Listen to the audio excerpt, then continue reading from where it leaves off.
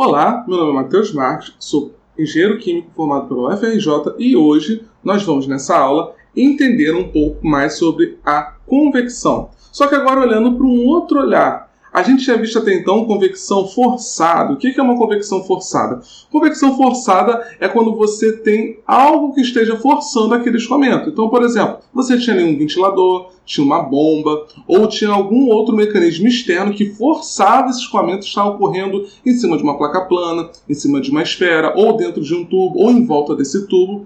E a gente viu que, dependendo da geometria, dependendo do seu regime de turbulência, dependendo do valor do Prandtl, você tinha diversas correlações que você poderia usar para calcular Nusselt. E a gente se lembra também que em convecção forçada, 3 números adimensionais eram de extrema importância, que eram eles: Reynolds, Prandtl e Nusselt.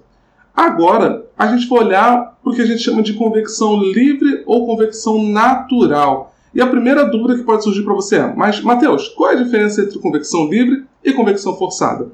Como o próprio nome diz, a convecção forçada ela tem um mecanismo externo que vai estar forçando o escoamento do fluido, enquanto na convecção natural ou convecção livre, as forças de empuxo são de extrema importância. Então vamos ver aqui um exemplo prático, beleza? Então vamos olhar aqui, ó. Convecção natural ou livre, beleza? O que acontece? Vamos olhar aqui para uma superfície aquecida, tá?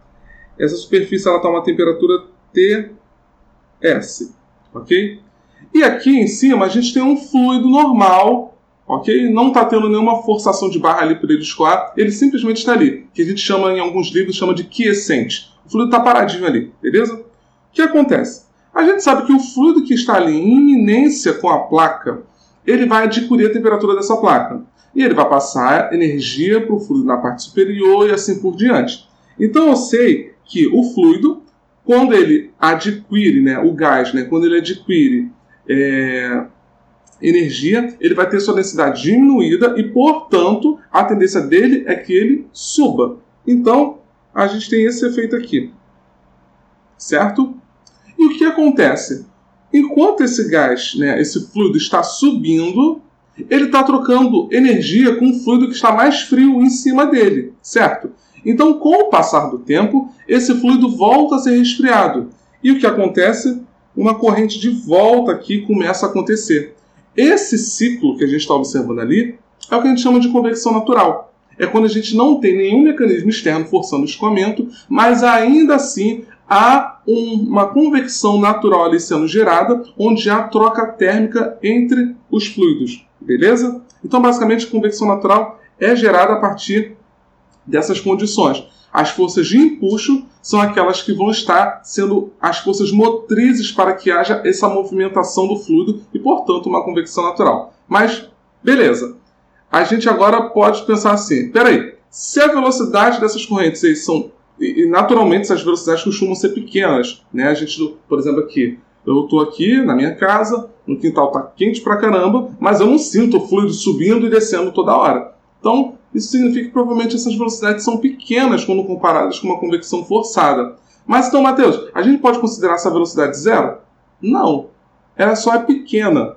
Mas ela é pequena e ainda assim, em alguns casos, podem ser tão importantes quanto uma convecção forçada, beleza? Então não é simplesmente ignorar. Para cada caso, você vai ter que fazer um estudo de caso e entender se essa convecção natural pode ser negligenciada ou não. Mas a gente tinha visto em convecção forçada que para calcular o coeficiente convectivo a gente precisava basicamente seguir um passo a passo, O primeiro de todos era identificar a geometria, o segundo era calcular e obter as propriedades do fluido numa temperatura de referência. Então, se fosse um escoamento externo, era na temperatura de filme, e se fosse um escoamento interno, era a temperatura média do fluido que está escoando. E a gente também viu que logo depois que a gente tivesse encontrado essas propriedades, a gente iria calcular Reynolds para definir o tipo de regime, se era turbulento ou laminar, e depois a gente iria a partir do Reynolds, saber qual correlação que eu iria usar de Nusselt. E a partir de Nusselt a gente encontrava o coeficiente convectivo, certo? Só que, a velocidade no escoamento natural, né, numa convecção natural, ela é muito pequena. Então, se eu fosse usar Reynolds como um número adimensional, basicamente ele me diria quase que sempre que eu estaria num regime laminar, certo? Então, o que aconteceu? Alguns estudos foram feitos e viram que o Reynolds não era um número adimensional tão apropriado para esse tipo de escoamento, que é o da convecção natural. E aí que entra um novo número adimensional para a gente estudar, que é o número de Rayleigh, sabe? Então, o número de Rayleigh ele é dado por essa equaçãozinha aqui. Rayleigh é igual a GR vezes PR. Bem, PR a gente já se lembra da convecção forçada, que é o número de Prandtl. Mas quem é esse GR?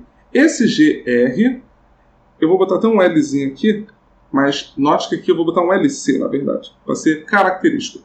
Esse GR é o número de Grashof. O número de Grashof ele vai ser definido de outra forma também. O número de Grashof é definido como sendo gravidade, um coeficiente de expansão térmica, temperatura da superfície, menos temperatura do fluido, vezes o comprimento característico ao cubo, dividido pela viscosidade ao quadrado. Beleza? Lembrando que essa viscosidade é a viscosidade cinemática e ela tem uma relação direta com a viscosidade dinâmica e a densidade do fluido, beleza? Então, essa é a equação de Grashof. E aí, vamos agora dar um nome aos bois, né? Quem é G? G é a gravidade. Quem é beta? Beta é o coeficiente de expansão volumétrica térmica. Então, esse beta aqui é o coeficiente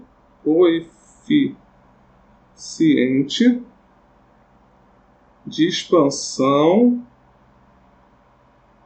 volumétrica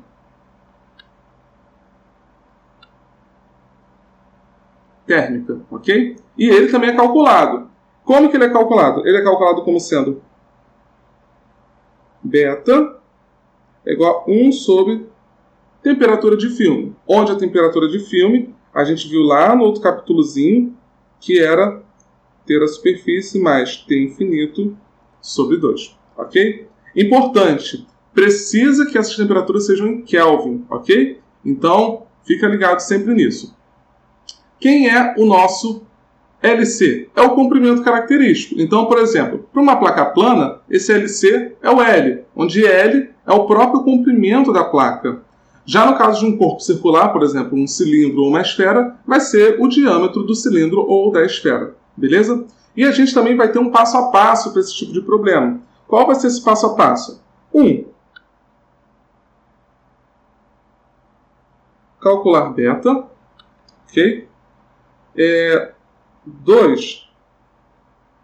Obter as propriedades em TF. 3. Calcular Grashof. 4. Calcular Rayleigh. 5. Escolher a correlação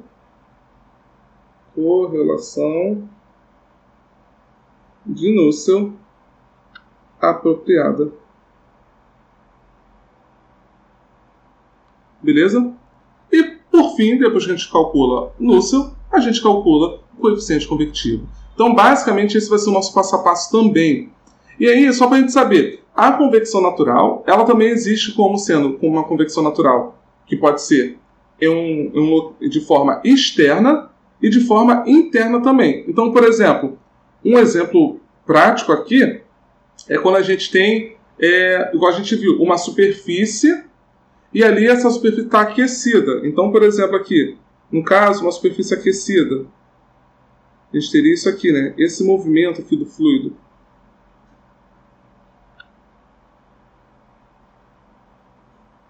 Certo? Aqui é uma superfície aquecida. Beleza?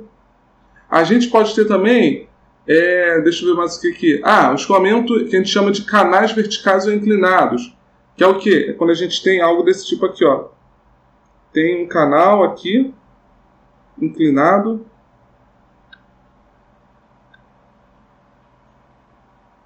Vamos fazer o desenho.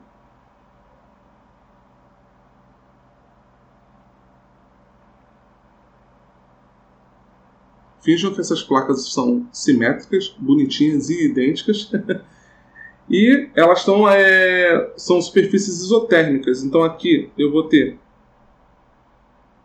uma temperatura TS2 e aqui eu vou ter uma temperatura TS1, beleza? E eu posso ter um escoamento nesse sentido aqui, tá? Formando mais ou menos uma película dessa forma aqui. Beleza? Aqui é o escoamento. Note que eu já estou aqui, né, levando em consideração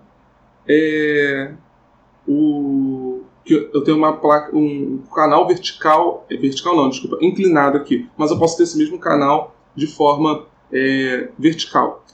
E novamente, galera, a gente poderia ficar aqui a eternidade falando de todas as correlações que a gente vai ter para diferentes geometrias, para diferentes físicas do problema com convecção natural, assim como a gente também falou em convecção forçada. Mas não é o intuito de a gente ficar aqui discutindo todas essas correlações. Mas aqui, só para você ter uma ideia, a correlação, por exemplo, do canal vertical, ele pode ser dado, quando a gente tem, né, placas isotérmicas, ele pode ser dado dessa forma aqui, ó. Núcleo vai ser igual a C1 Rayleigh S dividido por L ao quadrado mais C2 Rayleigh SL elevado a meio, isso tudo elevado a menos meio. Tá, Matheus, quem é esse S? Esse S aqui, galera, é essa distância aqui, ok? Então, quem é C1 e C2? C1 e C2 também são tabelados, beleza? Então, por exemplo, para placas isotérmicas simétricas, a gente tem os valores de C1 e C2 como sendo 5,76 e C2 como sendo 2,87. Isso aqui para placas isotérmicas e simétricas. Então, para cada tipo de condição, você vai ter valores diferentes de C1 e de C2, ok? Deixa eu puxar esse cara para cá, para não ficar em cima de mim. Ok?